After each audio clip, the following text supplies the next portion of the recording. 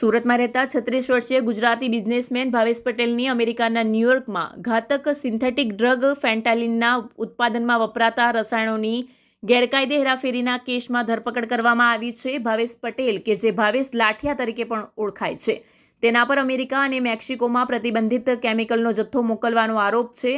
આ કેમિકલને કથિત રીતે મેક્સિકોના કુખ્યાત સિનાલાઓ કાર્ટેલ અને અન્ય ડ્રગ હેરફેર કરનારા જૂથોને મોકલવામાં આવતા હતા. એક અહેવાલ અનુસાર સુરત સ્થિત રેક્સ્ટર કેમિકલ્સના સ્થાપક અને ઇથોસ કેમિકલ્સના ભૂતપૂર્વ ડિરેક્ટર ભાવેશ પટેલની તપાસ કર્યા બાદ હોમલેન્ડ સિક્યુરિટી ઇન્વેસ્ટિગેશન દ્વારા તેની અટકાયત કરવામાં આવી હતી. આ બંને કંપનીઓ ફેન્ટાલિન રસાયણોની ગેરકાયદેસર નિકાસ કરતી હતી.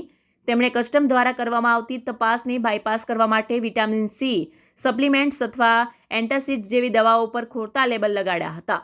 સ્થાનિક સરકારી વકીલે આરોપ લગાવ્યો છે કે રેક્સ્ટર કેમિકલ્સે જૂન 2024માં ન્યૂયોર્કમાં વિટામિન સી સપ્લિમેન્ટ્સ હોવાનું એક કથિત શિપમેન્ટ મોકલ્યું હતું. આ સિવાય વધુ એક 23 નવેમ્બર 2024ના રોજ એન્ટાસિડ દવાનું ખોટું લેબલ લગાવેલું શિપમેન્ટ મોકલવામાં આવ્યું હતું. તેમાં 20 કિલો લિસ્ટ 1 કેટેગરીનું કેમિકલ હતું, જેનો ઉપયોગ ફેન્ટાનિલ રસાયણ બનાવવા માટે કરવામાં આવતો હતો. આ શિપમેન્ટ કથિત રીતે મેક્સિકન ડ્રગ કાર્ટેલ્સ સાથે જોડાયેલું હતું. હકીકતમાં ફેન્ટાનિલ રસાયણ હિરોઇન ડ્રગ્સ કરતાં 50 ગણું વધુ અને મોર્ફિન કરતાં 100 ગણું વધુ શક્તિશાળી છે.